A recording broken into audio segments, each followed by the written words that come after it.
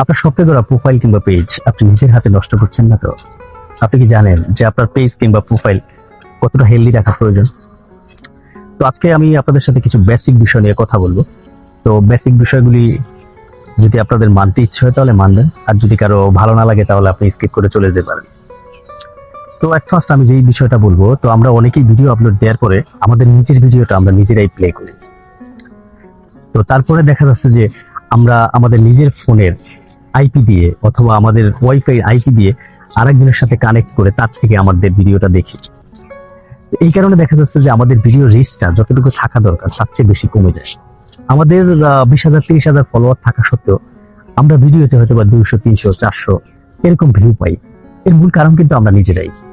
আমরা আর একটা কমন ভুল করে থাকি, সেটা হচ্ছে যে আমরা অন্য কারো লাইভে গিয়ে তার লাইভটাকে আমাদের প্রোফাইল কিংবা পেজের মধ্যে সেটাকে শেয়ার করে দিই। আসলে শেয়ার করলে যে আপনার বড় ধরনের কোনো ক্ষতি হবে এমন কিছু না, বাট শেয়ার করলে আপনার একটা বিষয় লাভ হবে, সেটা হচ্ছে আপনার এঙ্গেজমেন্ট কিংবা ফ্রেন্ডশিপ, এই জিনিসগুলো আপনার বাড়বে।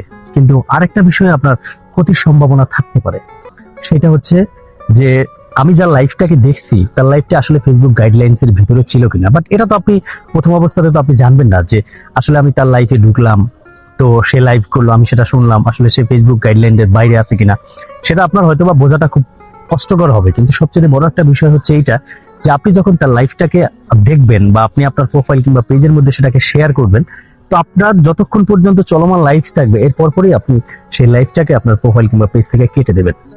এছাড়াও আমরা যে কমন একটা ভুল করি, তো আমরা অন্যের কমেন্টে গিয়ে লিখি যে ভাই সাপোর্ট করবেন, তাহলে আমি আপনাকে সাপোর্ট করব, বা আপনি আমার পাশে থাকবেন তাহলে আমি আপনাকে আপনার পাশে থাকবো। এই ধরনের কমন যে ভুলগুলো আমরা করি, এটা কিন্তু আমাদের ফেসবুক গাইডলাইন্স এর বাইরে। তো এই ধরনের ভুলগুলো আমরা যখন করব তখন কিন্তু ফেসবুক অ্যালগোরিদম ঠিকই ধরে ফেলবে। তো তখন আপনার আস্তে আস্তে আপনার ভিডিও, আপনার পেজ, এগুলো রিচটা কমিয়ে দেবে। আস্তে আস্তে আপনার পেজ কিংবা প্রোফাইল এগুলো ডাউন হতে থাকবে। একটা পর্যায়ে দেখবেন যে আপনার ফলোয়ার 50,000 হচ্ছে কিন্তু আপনার ভিউ হচ্ছে 400 500। তো এই কারণে আমি বলি এই ধরনের কমন ভুলগুলো আমরা ফেসবুকে কখনোই করব না। তো আমরা ভিডিও ছাড়ার পরে, ভাই আমরা তো ভিডিও যখন আপলোড করছি তখন তো দেখছি, তো ভিডিও ছাড়ার পরে এটার মধ্যে ঢোকার আমাদের কোনো দরকার নাই। এটা এটার মতো চলতে থাকুক না, আপনি 1 সপ্তাহ ট্রাই করেন, এরপরে দেখবেন যে আপনার আগে যে পরিমাণ ভিউজ হইতো এর থেকে একটু বেটার। তো সবাই ভালো থাকবেন, আল্লাহ হাফেজ।